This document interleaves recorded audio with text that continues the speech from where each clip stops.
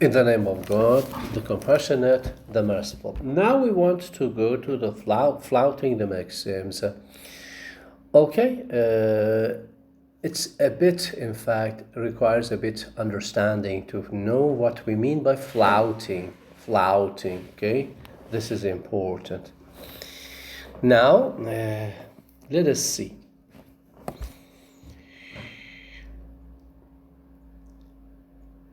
Line 1 says, let us look at an example now of a maxim not being observed. But remember how this is not being observed. This is important. How this is not being observed.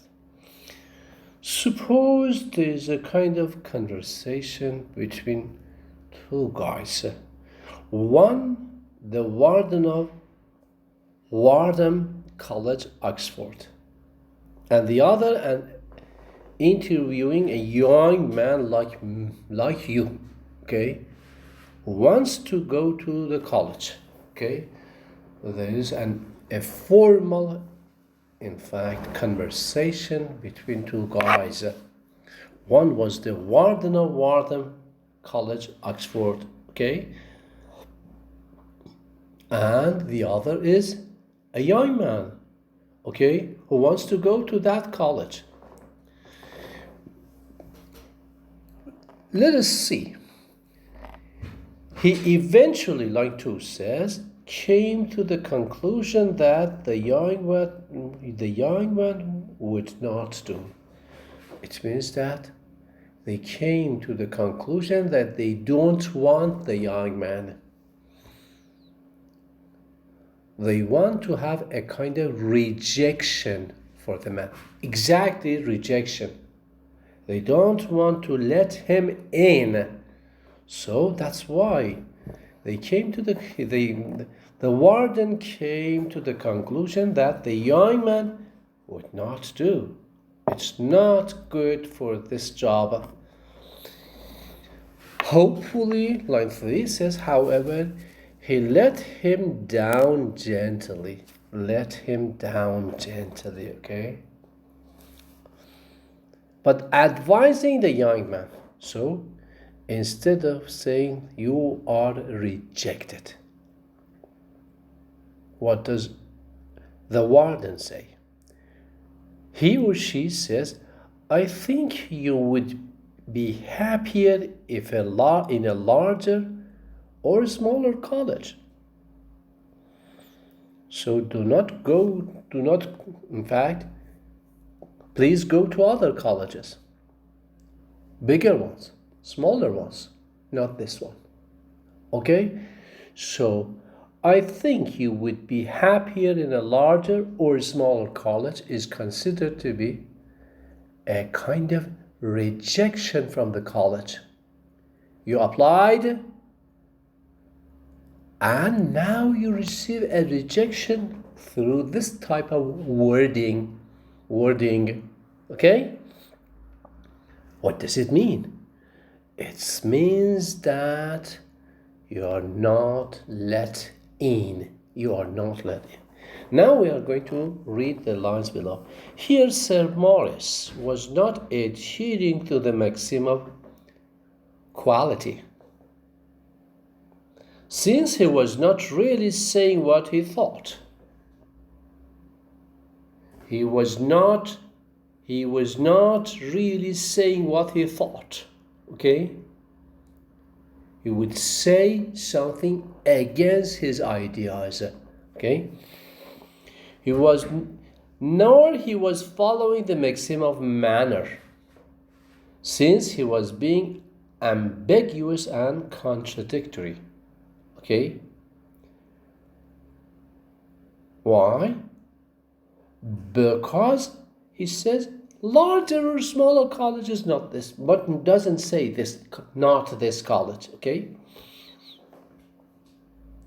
The question is, was Sir Maurice lying to the young man? Was this warden lying to the young man in order to deceive him? Or was he telling a white lie? He was telling a white lie. Or he was just finding a nice way of letting young men down gently. Maybe the third one is better, a better answer than the white lie. Well, the answer hinges on whether he thought that the young man knew the painful truth and he could infer what he was trying to communicate. Okay? So, the warden simply doesn't let him know everything. He must, in fact, imply, the young man must imply that they don't need it. They don't need him. Okay? So, it's a kind of, flouting the maxims. Okay? Flouting. You just play a kind of trick on one of the maxims. You play a trick on a special kind of maxim. Okay, for example, here something related to, let's say, manner and maybe other, in fact, quality, quantity, things like that. Anyway. The next line, the next paragraph, actually beginning with "it is more likely" on page 36, says, "It is more likely that the young man did not know that Sir Maurice was trying to tell him that he had failed the interview." He had failed the interview. There's an interview for the job and for applying at the college. And you failed. The young man actually failed. So instead of that, he says, "I think you would be happier in a large. You would be happier in a large or a smaller college." Instead of saying, "You had failed the interview. Unfortunately, you had failed the interview." Okay? Obviously, if Sir Maurice had said, "You won't do," it's too much. Or even, "Unfortunately, you're not quite good enough for this college," it is not good. So he might have hurt him. These types of things might have hurt the, in fact, young man. So you remember our earlier class with me, we talked about face saving, okay, which we actually talked about in our previous semester. It appears on the 2 lines to the bottom of this paragraph. Okay? Paragraph, "it is more likely." 2 lines to the bottom, we have face saving. Also see unit A6. We are going to cover it later on.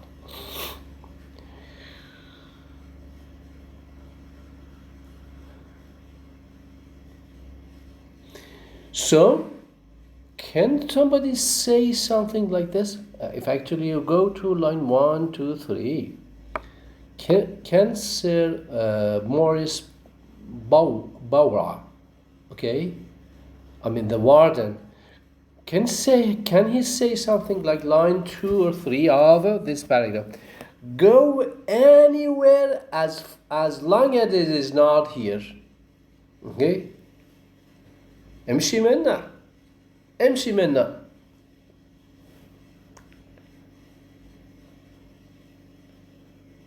Can a person say something like that? It's almost impossible. Okay? So, this is the story of flouting the maxims. We are actually playfully, or in fact, with a kind of trick, we are going to avoid being, in fact, to be too rude. Okay. Now the next paragraph says, in many cultures it can be socially unacceptable to always say exactly what is in one's mind unless one knows the hearer very well. Okay, let us see. You go to buy something in a shop in Iran, in Baghdad, in any city around the world. Let us see what happens between you and the shop assistant.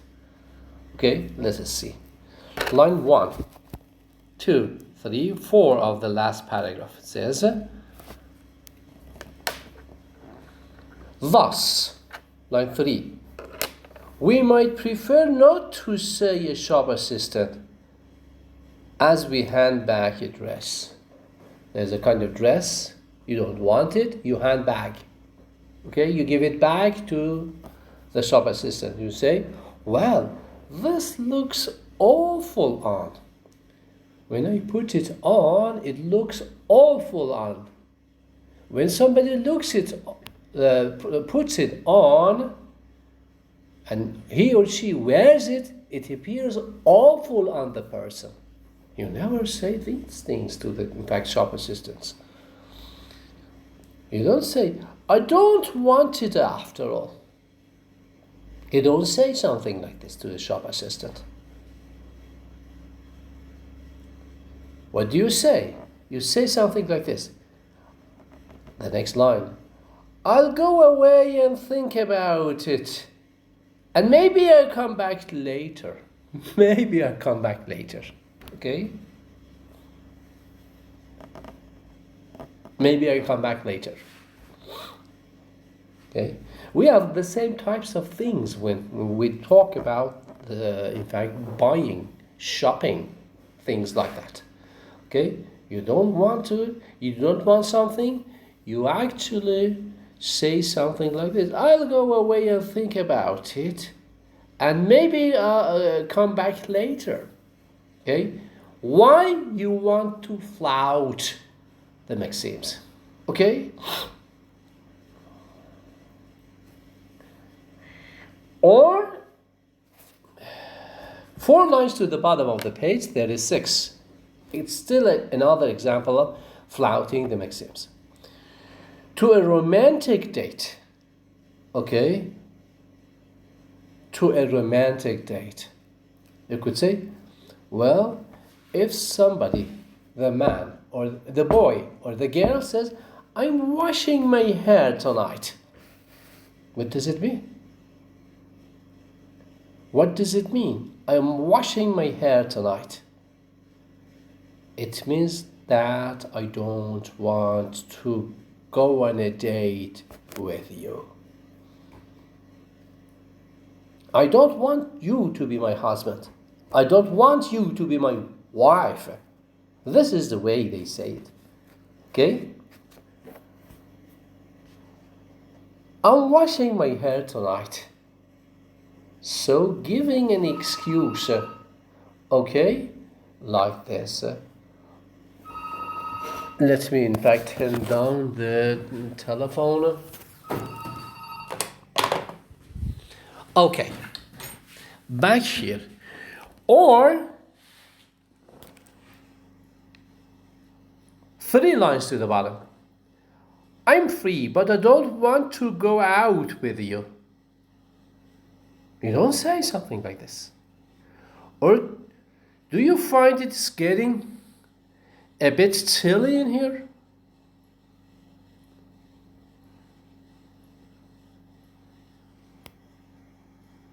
Do you find it's getting a bit chilly in here? What does it mean? You don't want to, in fact, be bothering anybody.